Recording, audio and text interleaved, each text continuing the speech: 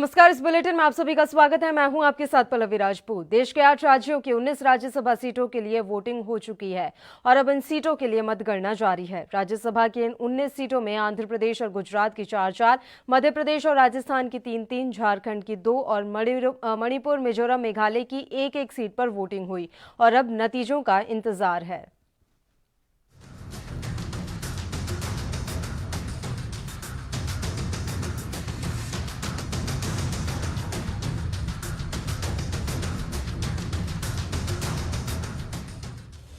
देश के 8 राज्यों की 19 राज्यसभा सीटों पर वोटिंग संपन्न हो चुकी है और अब मतगणना हो रही है, जिसमें कांग्रेस और बीजेपी के बीच कांटे की टक्कर चल रही है।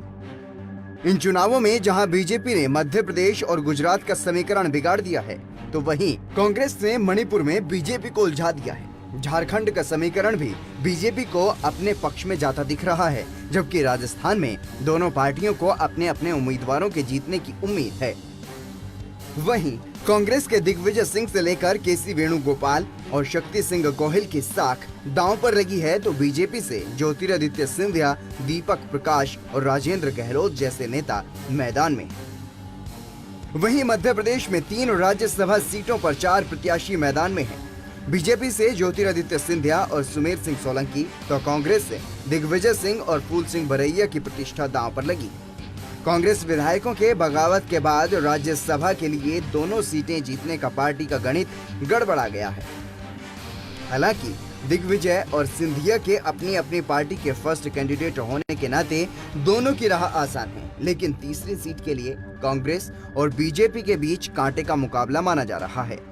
बता दें कि राज्यसभा की एक सीट जीतने के लिए पहली वरीयता में 52 मतों की जरूरत है। मौजूदा समय में विधानसभा में बीजेपी के पास 107 विधायक हैं, कांग्रेस के विधायकों की संख्या 92 है। बसपा के 2 विधायक हैं, 1 विधायक समाजवादी पार्टी से है और 4 विधायक निर्दलीय हैं, जबकि 24 सीटें फिलहाल खाली हैं। उधर पीएम नरेंद्र मोदी और गृह मंत्री अमित शाह के गृह राज्य गुजरात में 4 राज्यसभा सीटों पर 5 प्रत्याशी किस्मत आजमा रहे हैं। बीजेपी की ओर से अभय भारद्वाज और रमीला बेन बारा के साथ तीसरे कैंडिडेट के तौर पर नरहरि अमीन मैदान में हैं, जबकि कांग्रेस ने शक्ति सिंह गोहिल और भरत सिंह सोलंकी की साख दांव पर लगी हुई है। बता दें कि गुजरात में राज्यसभा के एक सदस्य को जीतने के लिए 35 वोटों की जरूरत है। बीजेपी के पास 103 विधायक हैं, जबकि कांग्रेस के पास 65 विधायक बचे हैं। इसके अलावा 2 बीटीपी, 1 एनसीपी और 1 निर्दलीय विधायक है।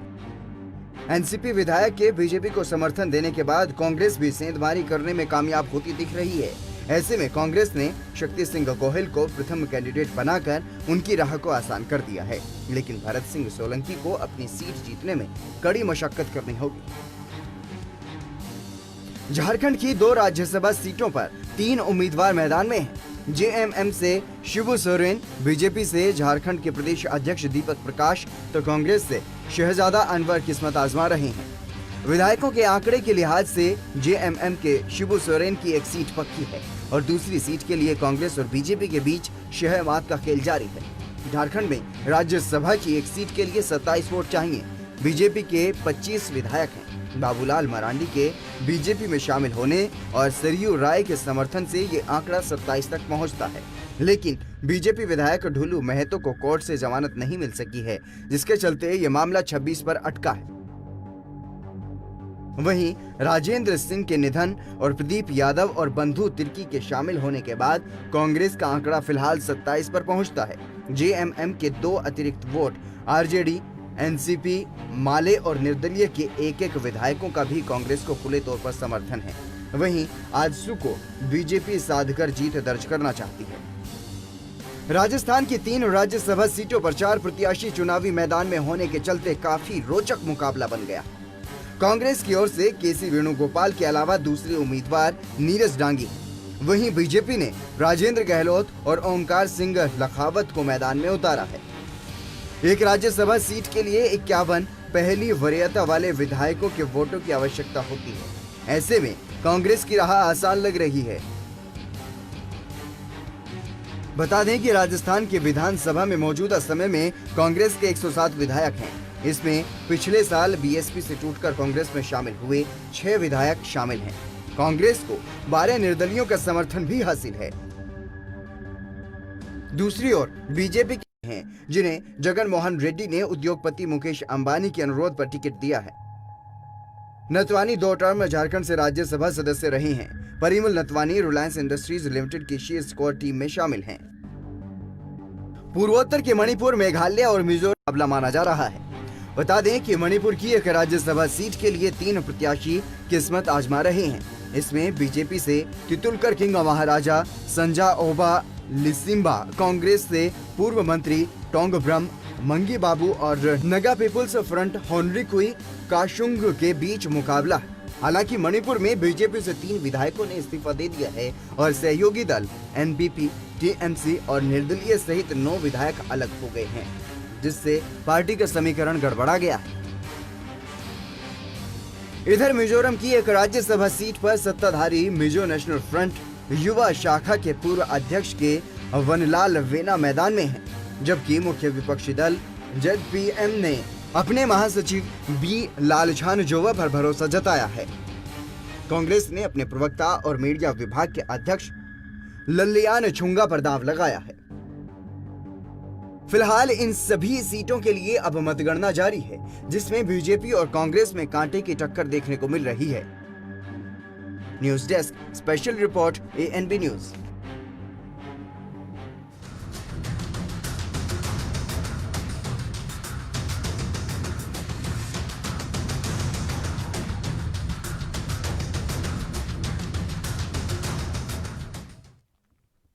तो रिपोर्ट आपने देखी। 8 राज्यों की 19 सीटों के लिए 19 राज्यसभा सीटों के लिए आज मतगणना जारी है। लगातार 5 बजे से मतगणना शुरू हो चुकी है और शाम होते होते तक तस्वीरें पूरी तरह से साफ हो जाएंगी। चलिए सबसे पहले हमारे संवाददाता भोपाल से इस समय फोन लाइन पर हमारे साथ जुड़े हुए हैं सुनील मालवीय।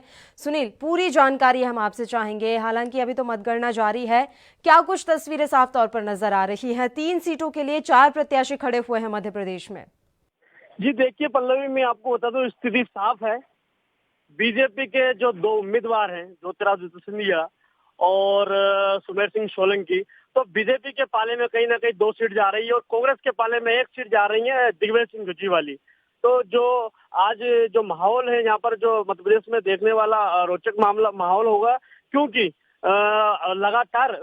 लगातार भारतीय जनता पार्टी आरोप लगा रही है दिग्विजय सिंह पर कि जो कांग्रेस पार्टी है हमेशा दलितों का अपमान करती है और करती आ रही है। तो कहीं ना कहीं जो आज जो भारतीय जनता पार्टी कांग्रेस पर हावी है। जी बताएं पल्लवी। फूल सिंह बरैया की सीट कहीं ना कहीं हाथ से निकलती हुई नजर आ रही है। सुनील, तो मैं आपसे जानकारी चाहूंगी कि कांग्रेस ने क्या कुछ रणनीति के तहत उन्हें चुनावी मैदान में उतारा था? जी देखिए, मैं आपको बता दूं, कांग्रेस ने उनको एक दलित नेता के रूप में उनको उतारा था और कांग्रेस का समीकरण था कि कहीं ना कहीं जो राज्यसभा सीट है, दोनों सीट हमारी होगी, लेकिन पाला कुछ और हो गया। कांग्रेस करना कुछ और चाह रही थी, लेकिन समीकरण कुछ और बदल गया। जी कहीं ना कहीं मध्य प्रदेश में अभी भी कांग्रेस एकजुट नजर नहीं आ रही है सुनील।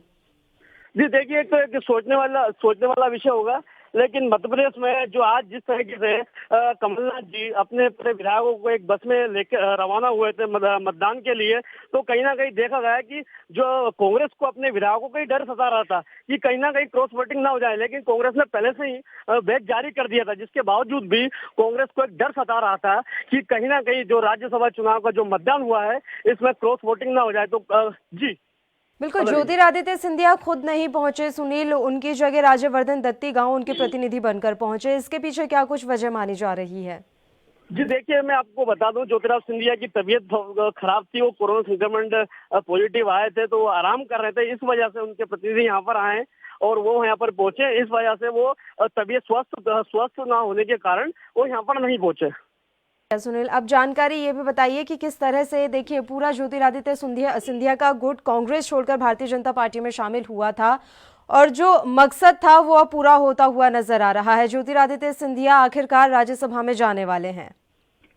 जी बिल्कुल, यहाँ स्वाभाविक बात है कि ज्योतिरादित्य सिंधिया जीत कर कहीं ना कहीं राज्यसभा सांसद बन जाएंगे और कुछ ही देर बाद मतगणना शुरू होने वाली है। मध्य प्रदेश भोपाल की अगर बात की जाए तो मतगणना शुरू होना है, उसमें जो परिणाम है वो परिणाम आधे पौन घंटे के अंदर स्थिति क्लियर हो जाएगी।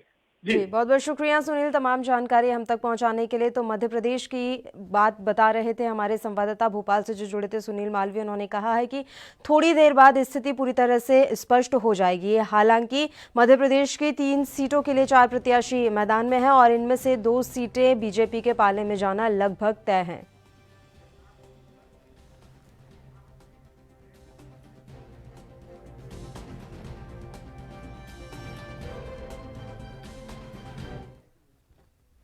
कांग्रेस से महामंत्री यदुनाथ सिंह तोमर जी इस समय फोनलाइन पर हमारे साथ जुड़े हुए हैं इसी मसले पर चर्चा के लिए। यदुनाथ सिंह जी, किस तरह से मध्य प्रदेश के सियासी गणित को समझा जाए? हालांकि 3 सीटों के लिए 4 प्रत्याशी मैदान में थे, लग रहा था कि जबरदस्त मुकाबला होगा, कड़ा मुकाबला होगा, लेकिन आराम से 2 सीटें बीजेपी के पास जा रही हैं। यदुनाथ सिंह जी से हमारा संपर्क टूट गया है, हम फिर से उनसे जुड़ने की कोशिश करेंगे। तो बीजेपी और कांग्रेस की उस रणनीति को हम आप तक समझाते हैं जो इस राज्यसभा चुनाव के लिए काफ़ी अहम मानी जा रही थी। सबसे पहले बीजेपी की बात करें तो बीजेपी से सिंधिया जो है वो आज नहीं आ पाए हैं, जैसा कि हमारे संवाददाता ने जानकारी दी कि कोरोना की वजह से उनकी तबीयत ठीक नहीं है और वो अपने घर पर ही है।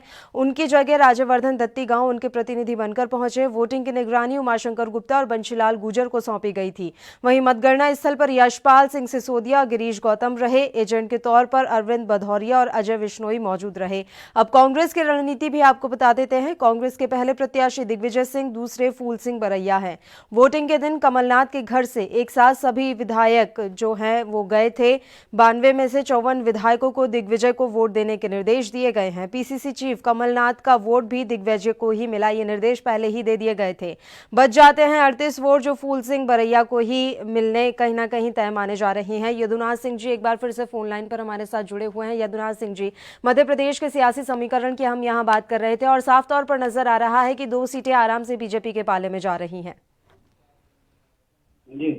जी सर, क्या पूछना चाहती हैं मैम, आप बताएं। मैं यही पूछना चाहती हूँ कि किस तरह से 3 सीटों पर 4 प्रत्याशी क्या सोचकर उतारे गए थे? क्या है, जब प्रत्याशी उतारे गए थे, जब कांग्रेस के पास सदन में पूर्ण बहुमत था जी, उसके बाद सिंधिया जी ने पार्टी से धोखा दिया और सिंधिया जी के साथ के लोगों ने धोखा दिया जी। उसके बाद पार्टी के अल्पमत में आई पार्टी सदन में, जब समय तक प्रत्याशी उतर चुके थे, नामांकन हो चुके थे। जब नामांकन हो जाता है तो फिर वो चुनाव लड़ा जाता है। और अभी भी ऐसा कुछ वोट नहीं कहा जा सकता कि समीकरण क्या हुआ कि किसी की अंतर्वात्मा के आवाज पर वोट किया गया तो भारत की दोनों प्रत्याशी भारी बहुमत से विजयी होंगे। यानी कि अभी क्रॉस वोटिंग की उम्मीद है कांग्रेस को? बिल्कुल, अंतरात्मा की आवाज है, धत्कारे की नहीं।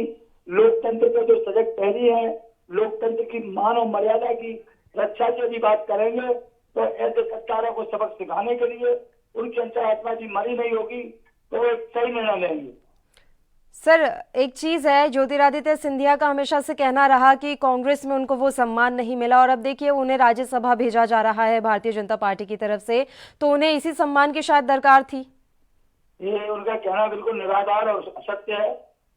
आदरणीय दिग्विजय सिंह जी ने, आदरणीय कमलनाथ जी ने, आदरणीय सोनिया जी ने, राहुल जी ने उनको वो सम्मान दिया वो शायद कभी किसी को नहीं मिला।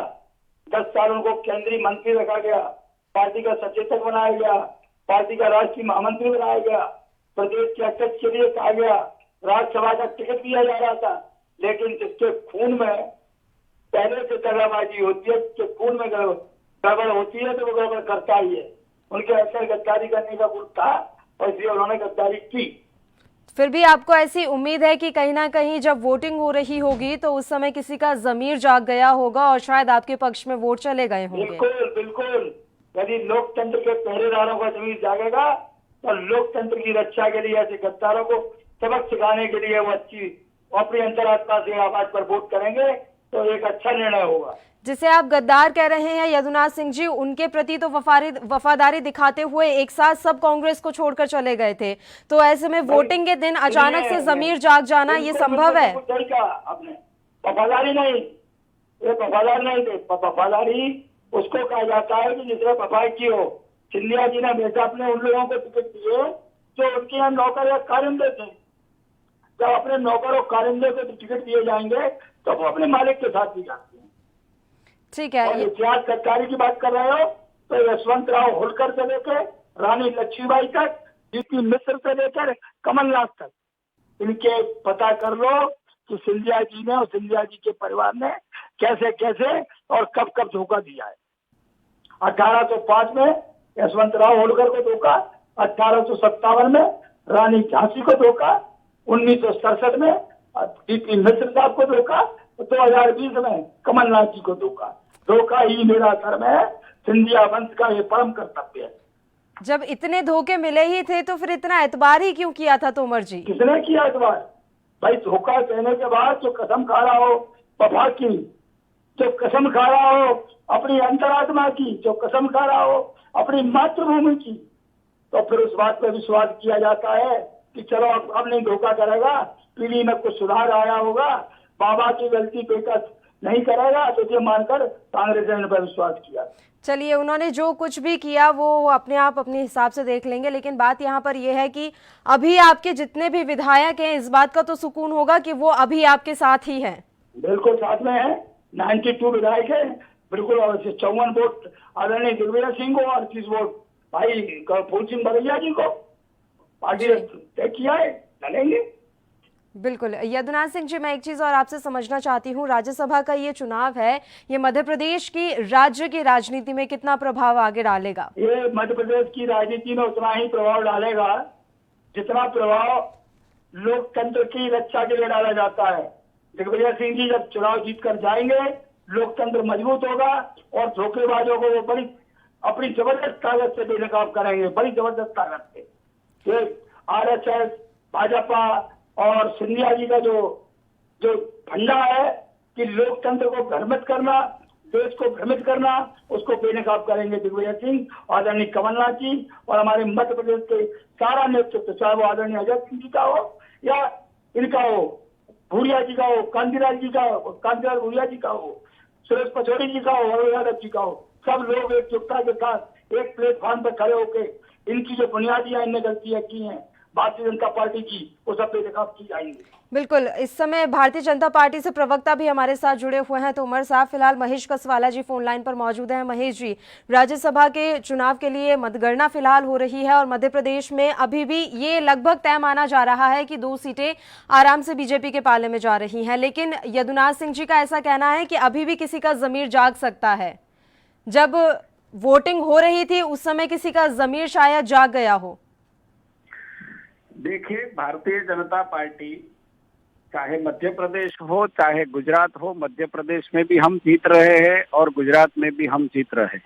भारतीय जनता पार्टी ने जो उम्मीदवार खड़े रखे वो सब जीत रहे, वो तय है। भारतीय जनता पार्टी न पूरे देश में, मध्य प्रदेश चाहे राज्य हो चाहे गुजरात राज्य हो, सभी जगह पे एकजुट पार्टी है और दोनों जगह पे हमारी गुजरात की सरकार हो चाहे मध्य प्रदेश की सरकार हो, जो लोगों का काम है वो प्रामाणिकता से कर रहे हैं। इसलिए जो MP है, जो MLA है वो भारतीय जनता पार्टी के हैं और कांग्रेस में जो विखवाद है, उसकी गुट की राजनीति है, उसका फायदा दोनों जगह पे, चाहे गुजरात हो चाहे मध्य प्रदेश हो, भारतीय जनता पार्टी को मिल रहा है। फूट की राजनीति मध्य प्रदेश में कहां से हो गई महेश जी?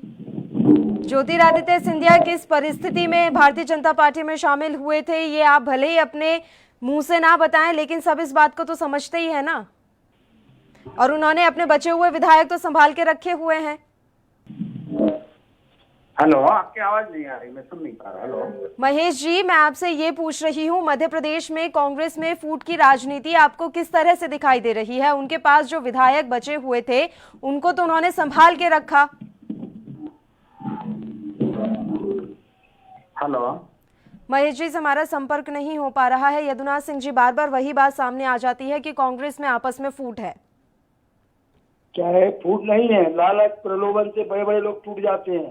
सिंधिया जी को बड़ा लालच आ गया, उनने अपने भारतीय जनता पार्टी ने लोकतंत्र की हत्या करने के लिए धनतंत्र का उपयोग किया, 2000 करोड़ रुपए गाँव पर लगा दिया और पार्टी को खरीद लिया। खरीद फरोख्त जब तक चलती रहेगी कांग्रेस कभी इस बात पर विश्वास नहीं करती, कांग्रेस तोड़ने का काम नहीं करती। जैसा कि हमारे साथी भाई कह रहे थे, भाजपा के प्रवक्ता महोदय, कि इसका परिणाम मणिपुर में देखने को मिला। मणिपुर में भारतीय जनता पार्टी ने तोड़ फोड़ के सरकार बनाई थी, उन्हीं के सरकार के लोगों ने उनको ठुकरा दिया। बिल्कुल, हमारी कांग्रेस का ये काम नहीं है। कांग्रेस कभी लोकतंत्र की हत्या नहीं करती, लोकतंत्र की धजक पहरी है, गांधीवादी पार्टी है, हिंसा में विश्वास करते हैं, हिंसा हमारे यहाँ है नहीं। लोकतंत्र में सत्य बोलना हमारा काम है, सत्य के अनुयायी है, अहिंसा के अनुयायी है हम लोग। तो फिर क्या यही सोचकर राजस्थान में भी उन्होंने ओंकार सिंह लखावत को बाद में उतार दिया था? राजस्थान में भी उन्होंने प्रयास किया, क्योंकि राजस्थान के मुख्यमंत्री जी ने उसको भांप लिया और उनको बेनकाब कर दिया, क्योंकि वहां पर उनको खरीदने में दिक्कत इसलिए ज्यादा आ रही थी क्योंकि भारतीय जनता पार्टी को वहां और ज्यादा विधायक खरीदने पड़ते, इतनी उनकी हैसियत नहीं हो पा रही थी। लगभग 27 के आसपास उन्हें विधायकों की जरूरत थी और इतना शायद उनके लिए जुगाड़ कर पाना संभव नहीं था राजस्थान में। बिल्कुल यदुनाथ सिंह जी, तो फिर क्या दिख रहा है कि यह जोड़ तोड़ की जो ये राजनीति है, क्या भारतीय जनता पार्टी की तरफ से इसे बढ़ावा दिया जा रहा है? लगातार खरीद फरोख्त के आरोप लगते रहे हैं भारतीय जनता पार्टी पर और भारतीय जनता पार्टी हमेशा से नकारती रही है। आदरणीय मैम, आने वाले जो भी चुनाव देश में होंगे, लोकतंत्र के हित में होंगे, जनमानस भारतीय जनता पार्टी को मुंह तोड़ जवाब देगा, इनकी नीतियों को बेनकाब करेगा। इनका जो चेहरा तो घबराने का जो चेहरा है, जो तो चेहरे दिखाते हैं, एक चेहरा कुछ मुखौटा कुछ असल कुछ, उसको भारतीय जनता पार्टी के चेहरे को भारत का जनता चलाकर बेनकाब कर देगी।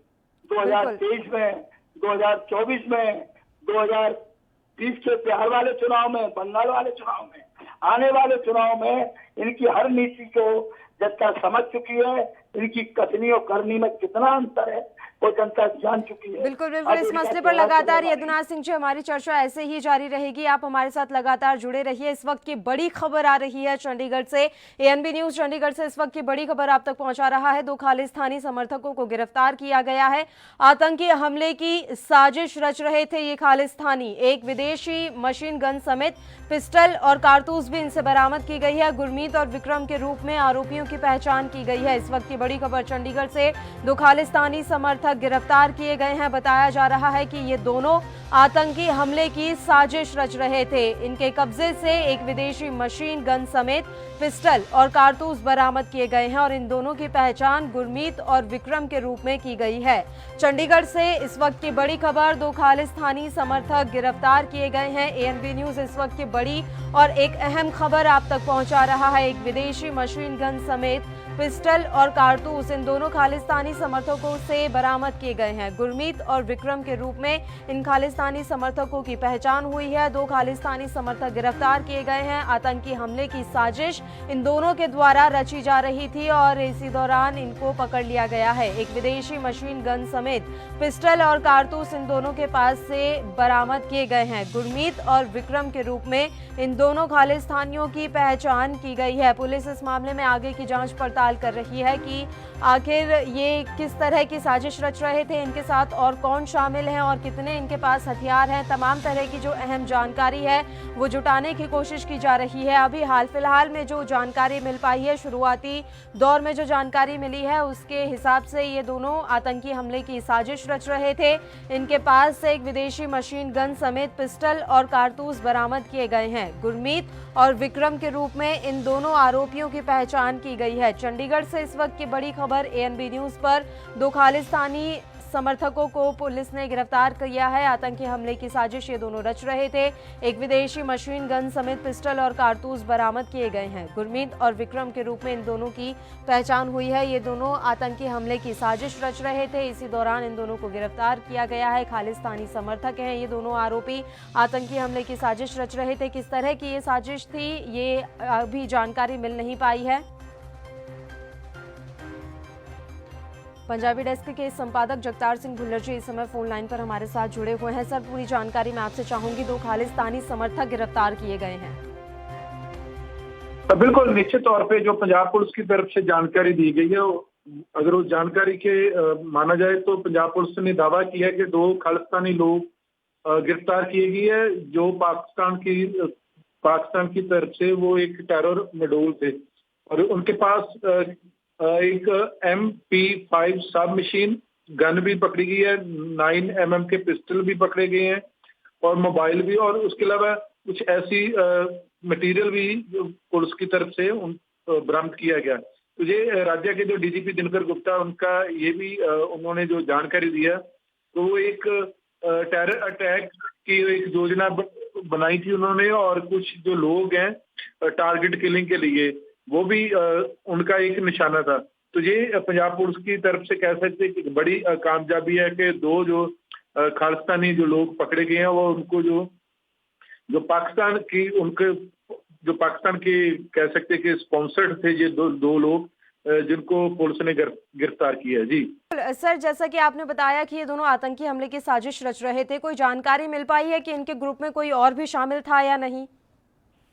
देखिए, निश्चित तौर पे देखिए ISI का हाथ था। ये जो लोग जो पुलिस ने गिरफ्तार किए गए हैं, इनके पीछे ISI तो लगातार वो IS जो पाकिस्तान की एजेंसी है, वो लगातार माहौल खराब करने के लिए या आतंकवाद को बढ़ावा देने के लिए वो लगातार कोशिश करेंगे। और खालिस्तान के मुद्दे को लेकर ISI का हमेशा एक मुख्य एजेंडा रहा। तो ऐसे में ये एक कामयाबी, और अब क्योंकि निश्चित तौर पे एक इंटरनेशनल मसला जुड़ा हुआ, और पंजाब सरकार की तरफ से या पंजाब पुलिस ने जो लोग पकड़े, निश्चित तौर पे और भी खुलासे हो सकते हैं। और फिलहाल उनके खिलाफ कह सकते हैं कि अलग अलग IPC के तहत केस दर्ज किया गया। तो ये जो लोग पकड़े गए, ये पुलिस के मुताबिक ये एक ढाबा वहां से पकड़े गए थे, जो GD रोड जंडियाला अमृतसर के रोड पे ये है, वहां से पुलिस ने इनको गिरफ्तार किया गया। और इनके जो गुरमीत सिंह है और विक्रम सिंह इनका नाम है, और जो गुरमीत सिंह है ये सुल्तानविंड अमृतसर का रहने वाला, और उनकी उम्र कोई 44 साल बताई जा रही है, और ये पुलिस ने बताया। और साथ के साथ ये माना जा रहा है कि ये पाकिस्तान भी कई लोगों को मिल चुका है, और ये इसकी कह सकते हैं कि पाकिस्तान भी गया था 3 साल पहले, तो वहां से इनके जो ISI उनके संपर्क में आया था। तो ये भी जो गुरमीत सिंह के बारे में जिक्र किया जा रहा है कि ये पहले भी इसका भाई, और ये खुद किसी फ्रॉड केस के मसले पे भी इनके खिलाफ अमृतसर में केस दर्ज हो चुका। और ये अभी इन लोगों के बारे में यही जानकारी मिली, लेकिन और भी खुलासे हो सकते हैं, क्योंकि काफी ये ISI के लोग हैं और ये खालिस्तान की लगातार मांग करने वाले लोग हैं। कामयाबी के तौर पर इसे देखा जा रहा है। सर, एक चीज और मैं आपसे जानना चाहूंगी, इन्हें पंजाब पुलिस ने गिरफ्तार किया है या फिर स्पेशल फोर्स के द्वारा इनकी गिरफ्तारी हुई है? क्या किसी मुखबिर से सूचना मिली थी? देखिए, ये क्योंकि ऐसी काफी गतिविधियां, ये लोग जो खालिस्तानी जो ISI का काफी पंजाब में हाथ रहा, उसको ध्यान में रखते हुए पंजाब पुलिस की विशेष टीम पहले से काम कर रही है। तो ये कह सकते हैं कि पुलिस को सूचना मिली थी, पंजाब पुलिस को, और उस सूचना के तहत ये जो खालिस्तानी जो लोग हैं, इनकी गिरफ्तारी हो पाई है। बहुत बहुत शुक्रिया सर, तमाम जानकारी आपने हम तक पहुंचाई। तो चंडीगढ़ से इस वक्त की बड़ी और अहम खबर, 2 खालिस्तानी समर्थक गिरफ्तार किए गए हैं।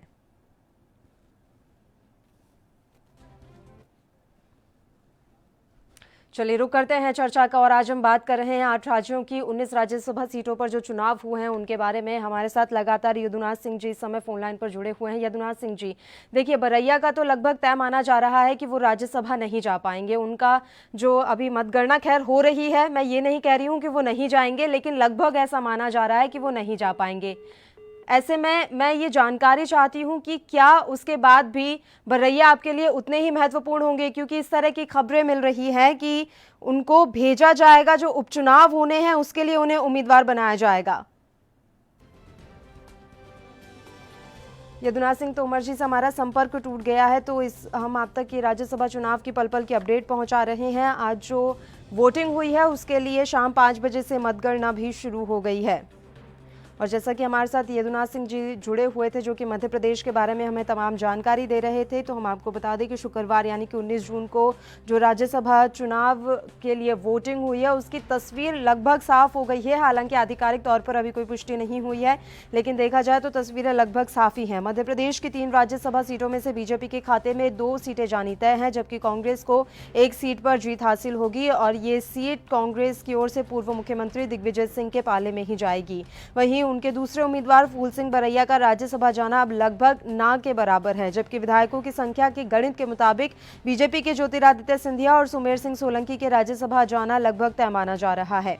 राज्यसभा चुनाव में फूल सिंह बरैया का संख्या गणित भले ही गड़बड़ा गया हो, लेकिन कांग्रेस पार्टी मान रही है कि बरैया अभी भी उसके लिए ट्रम्प कार्ड साबित होंगे। दरअसल कांग्रेस फूल सिंह को ग्वालियर चंबल इलाके में होने वाले उपचुनाव में ट्रम्प कार्ड के तौर पर इस्तेमाल करना चाहती है।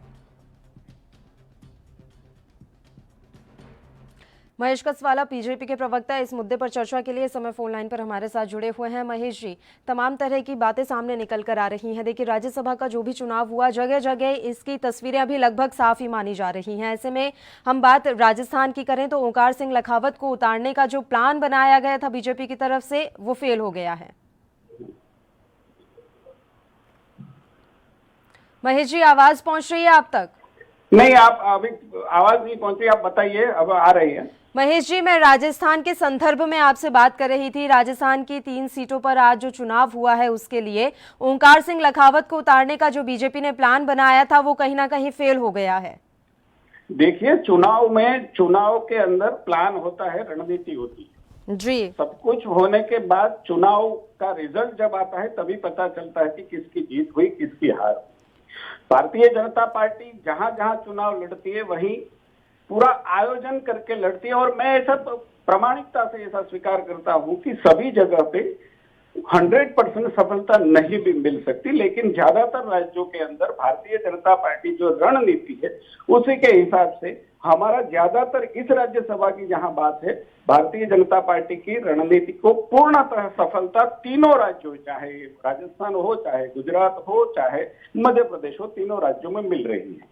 राजस्थान में आपको सफलता तो वैसे भी मिल रही थी सर, एक सीट तो आपके पाले में लगभग जानी तय ही मानी जा रही थी, तय ही थी कि एक सीट तो आपके पाले में जाएगी ही।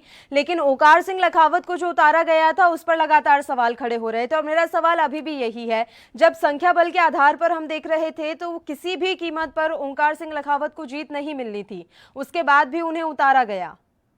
देखिए, जहां तक राजस्थान की बात है, हमने चुनाव के मैदान में हमारे प्रत्याशी को उतारे, वो बात सही है, लेकिन ये बात भी सही है कि जो हमारी रणनीति थी उसमें कहीं हम सफल नहीं हो रहे, लेकिन जहां गुजरात और मध्य प्रदेश दोनों राज्य की बात है वहां हम सफल हो रहे हैं, उसमें कोई दो राय नहीं है। चुनाव होता है, किसी की हार होती है, किसी की जीत होती है। संदेश बिल्कुल, गुजरात में भी 4 सीटों पर 5 उम्मीदवार अपनी किस्मत आजमाने के लिए उतरे हैं।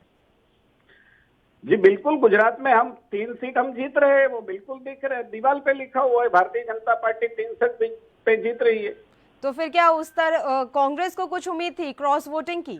नहीं, उम्मीद तो होगी, हर पार्टी को उम्मीद होगी, कांग्रेस भी इतनी बड़ी पार्टी, उम्मीद होनी भी चाहिए, लेकिन भारतीय जनता पार्टी जिस तरफ से केंद्र में नरेंद्र भाई मोदी की सरकार है, गुजरात में विजय भाई रूपानी की सरकार है, जिस तरफ से हमारे सभी कार्यकर्ता, हमारे सभी विधायक एकजुट है, हमारी एकता है, पार्टी के नेतृत्व में सबको विश्वास है, तो उसका फायदा तो हमें मिलता ही है। और सामने पार्टी में ना नेता है, ना नीति है, और झूठबंदी की राजनीति है, उसका भी फायदा हमें मिल रहा है। तो स्वाभाविक रूप से गुजरात के अंदर हम 2 सीट जीत रहे थे, उसके ज्यादा 1 सीट और हम जीत रहे हैं। ठीक है, हमारे साथ एक सेकंड, हमारे साथ कांग्रेस के भी प्रवक्ता अजय वर्मा जी इस समय फोन लाइन पर जुड़े हुए हैं। महेश जी, ये सवाल मैं उनसे ही ले लेती हूँ। अजय जी, ये कहना है महेश जी का कि सामने वाली जो पार्टी है, यानी कि सीधे तौर पर आपके लिए कहा जा रहा है, इसमें ना एकजुटता है, झूठ है, प्रपंच है, और इसका फायदा भारतीय जनता पार्टी को मिला है। देखिए, जो आदमी सत्ता में हनक और सत्ता की हनक, हॉर्स ट्रेडिंग, और आपके देश के 20 जवान अभी शहीद करा दिए, और प्रधानमंत्री ये कहते हैं कि मार के मरे हैं। हेलो, सुन रही हूँ अजय जी। प्रधानमंत्री ये कहते हैं मार के मरे हैं। कितनी शर्मनाक भाषा, जो देश के जवान शहीद हो गए, प्रधानमंत्री जैसे गरिमापूर्ण पद पर कहते हैं कि मार के मरे हैं। शर्म नहीं आती? बताइए, ऐसे संवैधानिक पद पर बैठकर। निंदा करता हूं मैं। और रहा सवाल इसका, आपने देखा कि किस तरह से हर पार्टी के एमपी को खरीदने के बाद उसको वापस इस्तीफा दिलवाया, फिर बीजेपी ने टिकट दिया, और कैसे स्टैंड बढ़ाने का काम इस देश की सरकार साम दाम दंड और भेद के तहत कर रही है। ये भारत की जनता है, ये हिंदुस्तान की जनता है, ये सब जानती है, पहचानती है। गुजरात में किस तरह से लोकतंत्र शर्मसार किया, मध्य प्रदेश में किस तरह से लोकतंत्र शर्मसार किया, कर्नाटक में किस तरह से शर्मसार किया, किस तरह से इनका प्रयास राजस्थान में भी सरकार को शर्मसार करने का था। तो ये कहीं ना कहीं सरकार डिक्टेटरशिप की तरफ अग्रसरित है। और हम ये चाहते हैं कि हिंदुस्तान का लोकतंत्र, जो सबसे बड़ा लोकतंत्र है, चाहे वो विधानसभा का चुनाव हो, चाहे राज्यसभा का चुनाव हो, सरकार कोरोना के प्रति तो जागरूक है नहीं, इसे तो हिंदुस्तान वासियों को लड़ने को छोड़ दिया कि आप लड़ो और मरो।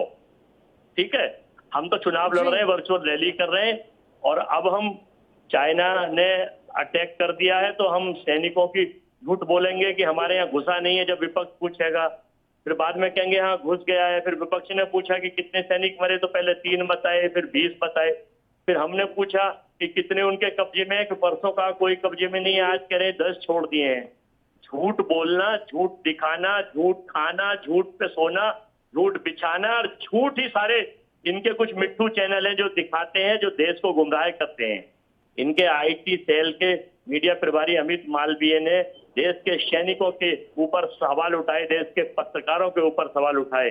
शर्म नहीं आती, इनको माफी मांगनी चाहिए देश के लोगों से। और अब इस लोग विधानसभा राज्यसभा में अपनी स्ट्रेंथ बढ़ाने के लिए ये कोरोना से नहीं लड़ रहे, चाइना से नहीं लड़ रहे, ये केवल इन मोदी चैनलों से, मिट्टू चैनलों से 2 दिन में हिंदुस्तान में चाइना को ध्वस्त कर देंगे। और इनके एक एमपी राकेश सिन्हा वो ट्विटर पे तो चाइना को खत्म कर चुके हैं। वो कह रहे हैं चाइना खत्म हो गया है। ठीक है अजय जी महेश जी से जवाब ले लेते हैं। जी महेश जी, तो फिर जवाब ले लेना। दीदी अजय जी को ये लोकसभा में इनके एक और एमपी ने पिछले साल ये पूछा एक सवाल, वो राज्यसभा के इलेक्शन के बारे में बोल रहे हैं कि क्या चाइना 60 किलोमीटर अंदर घुस गया है लद्दाख से एमपी थे। वो तब इन्होंने कोई जवाब नहीं दिया। जब 1 साल से सरकार को पता थी तो ये सरकार की जिम्मेदारी है कि हिंदुस्तान पे जो हमला हुआ सरकार की वजह से हुआ। ठीक है अजय जी एक बार सुन लेते हैं महेश जी। जब 1975 में स्वर्गीय इंदिरा गांधी ने इमरजेंसी लगाई तब लोकतंत्र कहा गया भारत था। का जन्म 2014 के बाद हुआ है। देश में गुजरात से वास्को डिगामा साहब आए थे। 2014 के बाद भारत में जन्म हुआ तो 2014 की बात करिए, 97, 75, 76, 90 भारत नहीं था, सेना नहीं थी, आर्मी नहीं था, चीन नहीं था, बॉर्डर नहीं था, लद्दाख नहीं था, लेह नहीं था, और आपके बिजली नहीं थी, पानी नहीं थी, रेल नहीं थे, मेल नहीं थे, जेल नहीं थी। महेश जी और अजय जी, देखिए महेश जी अजय जी, ये भारत और चीन के मसले के लिए बुलाई गई डिबेट बिल्कुल नहीं है। एक सेकंड महेश जी, भारत और चीन के मुद्दे पर हम बात नहीं कर रहे हैं। जब उस मुद्दे पर बात होगी तो आपको जरूर बुलाया जाएगा। बात आज ये है, महेश जी सुन लीजिए, महेश जी कंटिन्यू बोलने से कुछ नहीं होगा, आपकी बात कोई नहीं सुन पाएगा। मैं बस ये कहना चाहती हूँ कि भारत चीन के मुद्दे पर बातचीत करने के लिए ये डिबेट आज नहीं रखी गई है सर, राज्यसभा चुनावों के लिए रखी गई है। और सवाल बार बार आप पे उठते हैं महेश जी, हॉर्स ट्रेडिंग, खरीद फरोख्त, इन आरोपों से आप कब तक बचेंगे, कब तक नकारेंगे इन्हें? और आप तो जब हमारे सैनिक कौवत बताते हैं, चाहे सर्जिकल स्ट्राइक 1 हो चाहे एयर स्ट्राइक हो, तब आप तो सैनिक के कौवत पर ही तो आप कैसेट और वीडियो बंद कर दें। जो कैसेट का बटन दबा दिया है और जो वीडियो चला दिया है रखा हुआ तो बंद कर दें। कमांड में आप सैनिकों की विधवा बहनों के मकान खाने वाले आप सैनिकों के बात कर रहे हैं। इनसे आप क्या कुछ भी बोले जा रहे हैं महेश जी कुछ भी मत बोलिए, आप ऐसे व्यक्तिगत आप हमला नहीं कर सकते हैं। बात करें जब डिबेट जो है वो राज्यसभा की है, गुजरात के अंदर आपकी कार में पराजय हो रहा है, आपके विधायक आपके पास रहते नहीं है, क्रॉस वोटिंग हो रहा है, मध्य प्रदेश में यही स्थिति हो रही है। ताकतवर होगा, खरीदार सरकार होगी, खरीदार पावरफुल होगा, खरीदार पैसे वाले होगा, तो इस हिंदुस्तान में तो हर चीज बिका हुआ है। तब आप चाइना बॉर्डर की डिबेट कर रहे हैं क्या? आप भी तो जवाब नहीं दे रहे हैं ना महेश जी, आप भी तो जवाब नहीं दे पा रहे हैं ना महेश जी। कब तक बचेंगे इन आरोपों से?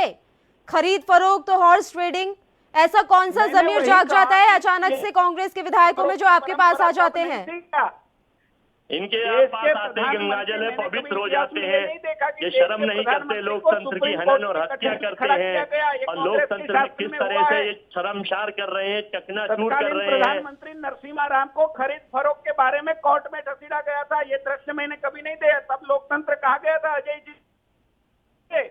ये तो राइटिंग ऑन द वॉल है, कांग्रेस के राइटिंग ऑन द वॉल, ये हिंदुस्तान की दीवार पे लिखा हुआ है कि विधायकों, सरकार आपके बनाने में लड़ रहे हैं, सांसदों को कोरोना आपकी से नहीं पार्टी लड़ में रहे हैं, भरोसा चाइना से नहीं रहा लड़ रहे। है, नहीं आपके नेतृत्व में रहा है, नहीं कांग्रेस की नीति में रहेगी। और इसलिए कोई अगर भारतीय जनता पार्टी की विचारधारा लेकर हमारे साथ जुड़ते हैं तो उसमें आपको इतना प्रश्न कहाँ से होने लगा? प्रश्न ये है कि चुनावों से पहले ही कैसे याद आ जाता है कांग्रेस के विधायकों को अचानक से कि हमारे पास अब कोई नीति नहीं है, नेतृत्व नहीं है, इसलिए चलिए भारतीय जनता पार्टी के वो पास तो चलते उनको भी हैं। तो प्रश्न करना चाहिए, जो लोग कांग्रेस छोड़ते हैं उसको भी प्रश्न करना चाहिए। और ये गुजरात में तो ये अब लगातार आपके हो पास रहा है। आ गए हैं ना, तो आपके आप उनका गुजरात पक्ष में रख तो ये दीजिए महेश लगातार जी। 2017 का चुनाव हुआ, उसका 80 जितने एमएलए थे, आज कितना रह गया बताइए। और ये तो निरंतर प्रक्रिया चल रही है, कभी उसके महासचिव जा रहे, उसके प्रदेश अध्यक्ष शंकर सिंह वाघेला जैसे बड़े नेता भी तो छोड़ के चले गए पार्टी। जिस पार्टी का एक टाइम का प्रदेश अध्यक्ष भी छोड़ के चले जाते हैं, एक माधवराव सिंधिया के जो ज्योतिरादित्य सिंधिया जैसे बड़े नेता भी पार्टी छोड़ के चले गए हैं। तो ये तो कांग्रेस टूटने वाली जो परंपरा है वो तो काफी टाइम से शुरू हो गई। ठीक है, जब चुनाव आता है तो हमारा फोकस उस पर रहता है, वो बात भी सही है और होना भी चाहिए, वो भी बात सही है। लेकिन जब कांग्रेस टूट रही है, अपने लोग अपने साथ रहते नहीं है, फिर हम भारतीय जनता पार्टी ने खरीद किया, क्या प्रमाण है उसका उनके पास? ठीक है उनके अजय पास कोई जी, प्रमाण है क्या? अजय जी देखिए, एक ये चीज बीच तो में साफ ना हो गई बोले है सर। तो हाँ मैं नहीं, चर्चा मैं करूं, उनको और ये बीच में बोले इनकी कैसेट और वीडियो चलता रहे तो मैं डिबेट से हट बिल्कुल जाता बिल्कुल हूं। बिल्कुल महेश जी, अब आपकी बारी है, आप सुनिए अजय जी कहना क्या चाहते हैं। सर मेरा सवाल ये था कि अब की बार जो राज्यसभा चुनाव हुआ है, मैं राजस्थान की यहाँ बात कर रही हूँ, जो बार बार इस तरह की बातें निकलकर सामने आती थी कि कांग्रेस में फूट है, कांग्रेस में अंतर्कलह है, उम्मीद है कि ये कयासों का दौर अब खत्म हो जाएगा। देखिए, मैं बड़े सम्मान से आपके सम्मानीय चैनल पे, और देश की सरकार है और महेश जी हमें डरा रहे हैं, हम डर रहे हैं, देश डर रहा है इनसे, तो इसलिए हम डरे हुए हैं, मान लीजिए। लेकिन अरे भैया, मैं तो कहीं बैठा ठीक हूं, है कहाँ महेश जी आपको सुन डरा हुआ लीजिए, यार? एक बीच में सेकंड ना महेश बोलिए, जी सुन लीजिए। देखिए, मैं आपको ये बता दूं, हमारे जितने कैंडिडेट जहां खड़े हैं ज्यादा वोटों से जीतेंगे। पूरे देश ने देखा क्या हाल हो रहा है, ये लोकतंत्र में स्वस्थ प्रपाटी परंपरा नहीं है। आप राज्यसभा में बहुमत बढ़ाने के लिए सपा, बसपा, कांग्रेस, आप दूसरों के घरों में घुसने का प्रयास क्यों करते हैं? आपकी सरकार है पूर्ण बहुमत की, आप उससे संभालिए। आप लोकसभा के मालिक हैं, उसे संभालिए। देश के मालिक हैं, उसे संभालिए। कोरोना को संभालिए। ये गलत परंपरा है कि आप दूसरे घरों में घुसेंगे, फिर सेंध लगाएंगे, फिर उसके बाद मुंह की खाएंगे, फिर जहां सफलता मिलेगी वहां आप। राजस्थान के परिप्रेक्ष्य में आपने देखा कि किस तरह से वीडियो वायरल हुआ, एटीएस में शिकायत माननीय अशोक गहलोत जी ने की। मध्य प्रदेश में आपने देखा कि 22 ने इस्तीफे दे दिए, अब चुनाव है उसमें और वापस हो रहा है। कर्नाटक में आपने देख ही लिया, अरुणाचल का हाल आपने देख लिया, और अब अरुणाचल में सरकार गिर के दोबारा बनने जा रही है। तो ये परपाटी लोकतंत्र के लिए बहुत गलत है। कांग्रेस पार्टी ये काम नहीं करती। हम लोग तो इस वक्त कोरोना से लड़ाई लड़ रहे हैं, और हम लोग तो ये नहीं चाह रहे कि हम क्या करें। जितनी हमारी स्ट्रेंथ है, अब इनसे पूछिए कि इनके 70 विधायक हैं राजस्थान में, 72 विधायक हैं, एक एमपी जीतने के लिए 51 चाहिए, तो इन्होंने 2 क्यों खड़े कर दिए हैं? अगर इनकी नीति और नीयत खराब नहीं है तो जब इन्हें पता है एक जीतेगा, और हमारे पास 123 एमएलए हैं, हमने उसके बाद भी 2 ही खड़े करे, तीसरा नहीं खड़ा करा है, तो ये तो कहीं ना कहीं black, something is black in the bottom है, जो सरकार को नहीं करना चाहिए। लेकिन सरकार लोकतांत्रिक तरीके से हनन कर रही है, लोकतंत्र की हत्या कर रही है। और जो ये लोकतंत्र, या तो फिर आप संविधान को बदलिए, यहाँ भी कोरिया जैसा तानाशाह लागू कर दीजिए, जो विपक्षी हो उसे गोली मार दीजिए या तोप से उड़ा दीजिए, उसे जेल में भेज दीजिए। जेल में तो आज भी भेज रहे हैं, टीवी के पर ये जेल में तो आज भी भेज रहे हैं। आईएएस अफसर कोई सवाल पूछ रहा है यूपी में, उसको जेल भेज रहे हैं। हम बस बांटने जा रहे हैं, हमारे प्रदेश अध्यक्ष को जेल भेज रहे हैं। और सुनिए, आज उस डीएसपी देवेंद्र सिंह जो आतंकवादियों की मदद कर रहा था, जम्मू वाला, आज उसकी जमानत मिल रही है। सरकार ने चार्जशीट दाखिल नहीं करी है। इसकी मंशा क्या है? आखिर ये देश पूछ रहा है, पूछता है भारत, पूछता है संसार, और 137 करोड़ लोग पूछ रहे हैं कि मोदी जी ये आखिर कब तक जागो, जागो भारतवासी जागो, ये तानाशाही कब तक चलेगी? इससे देश नहीं चलेगा। महेश जी, मैं समझ रहा हूँ ये नफरत की राजनीति जितने दिनों से कांग्रेस कर रही है, कांग्रेस बिल्कुल हार देगी। न हमारे शासन में किसी को गोली मारी गई, न किसी को गोली मारी, न किसी की हत्या की गई। हम ऐसे लोग नहीं। और दूसरी बात अजय जी, मैं ये कह देता हूँ कि हम देश के मालिक नहीं है, हम संसद के मालिक नहीं है। संसद के मालिक देश की जनता है, वो हम स्वयं जानते हैं, और यही प्रकार से हम राजनीति कर रहे हैं। इसलिए तो नरेंद्र भाई, आप कब से कह रहे लोकतंत्र चला गया, लोकतंत्र की हत्या हुई, 5 साल वही किया, फिर भी भारत की देश की जनता ने 282 में से 303 करके हम लोगों को दिया। उसका अर्थ यही हुआ कि लोकतंत्र अच्छी तरह जीवित है और जो पहले था आपके शासन में उससे मजबूत हुआ है। न हम मालिक है, न देश के मालिक है, न हम संसद के मालिक है। आप बता रहे थे कि आप तो मालिक है, हम मालिक नहीं है। जनता ने हमें ट्रस्टी के हिसाब से बिठाया है देश का शासन करने के लिए। मालिक आप थे, वो मालिक का हक आपका था, इसलिए तो आपको इतना दुख हो रहा है। आपके पास सत्ता नहीं है, आपके पास सत्ता थे तो लोकतंत्र अच्छा था, आपके पास से सत्ता चली गई तो लोकतंत्र खतरे में है। क्या बात हो, अगर एक कोई सरहद पे कोई एक धड़ाका हो गया तो लोकतंत्र खतरे में हो गया। क्या बात कर रहे हैं? अगर भैया भाई साहब आप तो कैसी बात कर रहे हैं? मुंबई में बॉम्ब धड़ाका हुआ, आपके उस वक्त के प्रधानमंत्री ये भीख मांगने के लिए चले गए थे यूएस के प्रेसिडेंट के पास। ये शासन नहीं है, ये लोकतंत्र मजबूत हुआ है। इसलिए सर्जिकल स्ट्राइक, दुश्मनों के सीने पे पैर रख के ये काम कर रहे हैं हमारी सेना। यही शासन, यही है। और कोरोना की महामारी में आपने किया क्या? फोटो खिंचवाने के अलावा क्या किया? देखिए महेश जी, बात अगर आप लोकतंत्र के खतरे की कर रहे हैं, एक सेकंड महेश जी, एक तो आप सुनते नहीं हैं। अरे भैया, लाखों सिखों के हत्याकांड करने वाले ये कौन थे, ये बताओ आप। ठीक है, आप कहाँ हत्याकांड पे पहुंच गए महेश जी? राज्यसभा चुनाव से आप कहाँ सिखों का हत्याकांड पे पहुंच गए हैं? 90 दिन हुए बहन जी, कोरोना के 90 दिन हुए, एक शब्द भी कभी आपका पॉजिटिविटी का निकला है क्या? कोई आप तो 22 दिन में खत्म करने वाले थे ना कोरोना, क्या हो गया? 90 दिन तक कैसे पहुंच गया? अजय जी क्यों लगाया लॉकडाउन? अब जब इम्प्लीमेंट किया, इनका वीडियो भर करा दीजिए, इनका कैसे खत्म हो गया हो तो मैं बोलूं। क्या बोल रहे हैं उसका भी तो आपको पता नहीं है भाई साहब। इनका कैसे खत्म हो गया हो तो जो रट के आए मैं बोलूं। ठीक है अजय जी, बोलिए। इनके पास सिवाय कांग्रेस का विरोध करना, चाइना से लड़ने की जगह कांग्रेस से लड़ना, इनके बयान भी झूठ, ट्विटर, व्हाट्सएप, फेसबुक की नकली यूनिवर्सिटी पे ये काम करना, ना ये राज्यसभा में भी ये काम करते हैं, ये कोरोना में भी और चाइना में भी। इनके पास कोई मुद्दा नहीं है।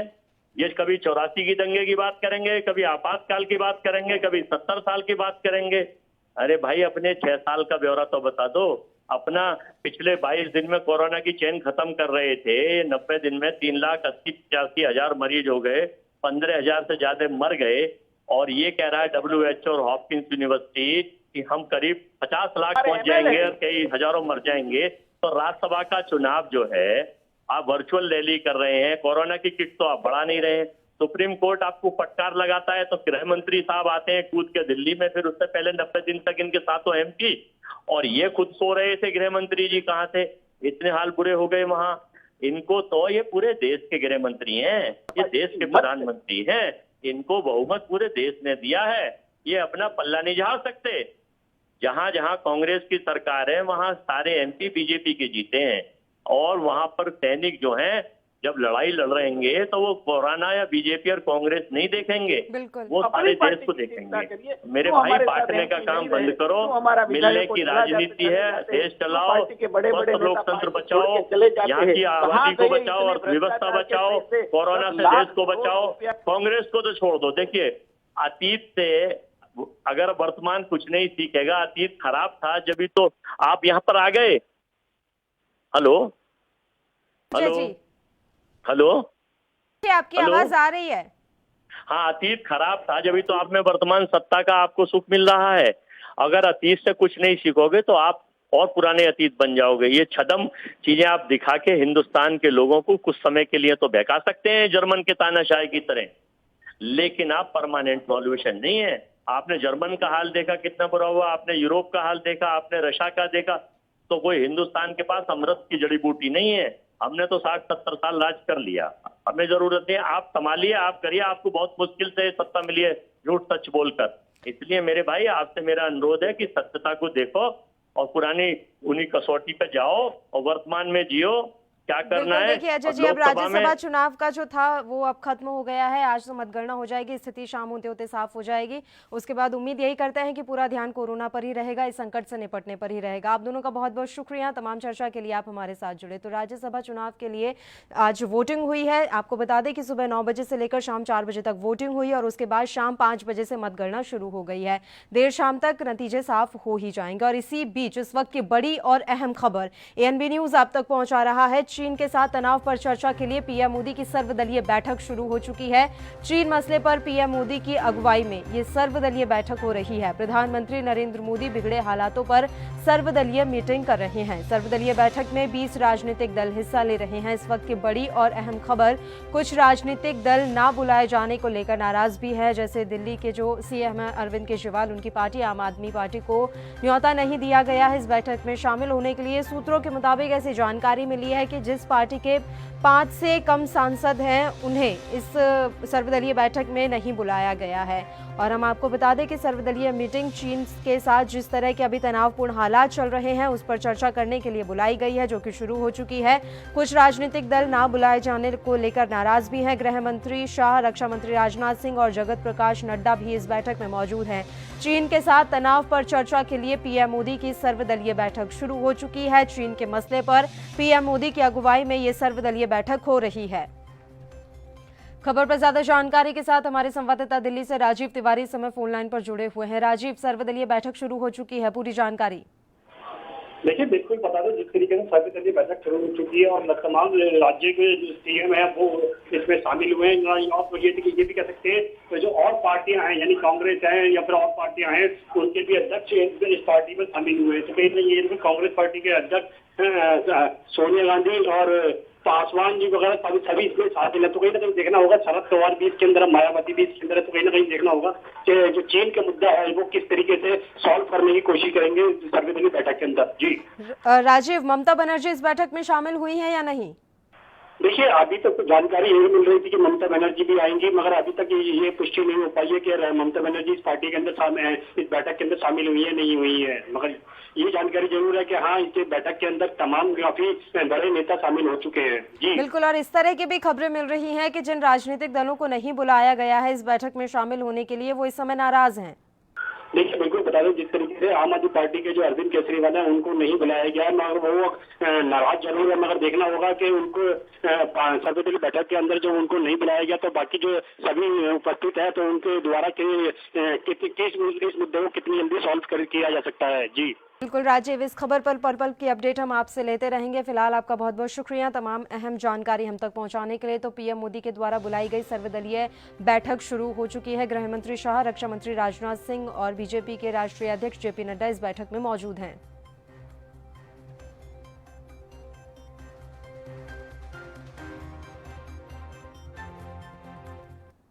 और इस वक्त की अगली और बड़ी अहम खबर एएनबी न्यूज आप तक पहुंचा रहा है। डीएसपी देविंदर सिंह को जमानत मिल गई है। निलंबित डीएसपी देविंदर सिंह को जमानत मिल गई है। चार्जशीट दाखिल करने में दिल्ली पुलिस फेल हो गई है। इस वक्त की बड़ी और अहम खबर, निर्धारित वक्त में चार्जशीट दायर नहीं कर पाई दिल्ली पुलिस। आतंकी कनेक्शन का ये पूरा मामला है, पुलवामा अटैक का ये पूरा मामला है। निलंबित डीएसपी देविंदर सिंह को आज इस मसले पर जमानत मिल गई है। आपको बता दें कि चार्जशीट दाखिल करने में दिल्ली पुलिस फेल हो गई है। दिल्ली पुलिस को जो समय दिया गया था, निर्धारित वक्त जो दिया गया था, उस वक्त के अंदर दिल्ली पुलिस चार्जशीट दायर नहीं कर पाई। आतंकी कनेक्शन का ये मामला है। निलंबित डीएसपी देविंदर सिंह को आज जमानत मिल गई है। इस वक्त की बड़ी और अहम खबर, चार्जशीट दाखिल करने में दिल्ली पुलिस फेल रही। निर्धारित वक्त में चार्जशीट दायर नहीं कर पाई है दिल्ली पुलिस और इसी के चलते आज देविंदर सिंह को आपको बता दें कि जमानत दे दी गई है। ये पूरा मामला आतंकी कनेक्शन से जुड़ा हुआ है। देविंदर सिंह को आज जमानत दे दी गई है। इस वक्त की बड़ी और अहम खबर एएनबी न्यूज आप तक पहुंचा रहा है। दिल्ली पुलिस चार्जशीट दाखिल करने में फेल रही है। जो समय दिया गया था दिल्ली पुलिस को, वो उस समय के अंदर चार्जशीट दाखिल नहीं कर पाई, जिसके चलते आज देविंदर सिंह को जमानत दे दी गई है। इस वक्त की बड़ी और अहम खबर, आतंकवादियों की सहायता करने और देश के विभिन्न हिस्सों में आतंकी गतिविधियों को बढ़ावा देने के आरोपी जम्मू एवं कश्मीर पुलिस के पूर्व पुलिस अधिकारी देविंदर सिंह को जमानत मिल गई है। उनके वकील ने बताया कि दिल्ली पुलिस के तय अवधि के भीतर चार्जशीट दाखिल करने में विफल रहने के बाद कोर्ट ने देविंदर को जमानत दे दी। और इसी के साथ इस बुलेटिन में फिलहाल के लिए इतना ही। मुझे दीजिए इजाजत। देश प्रदेश की तमाम ताजा और अहम खबरों के लिए आप देखते रहिए एएनबी न्यूज। नमस्कार।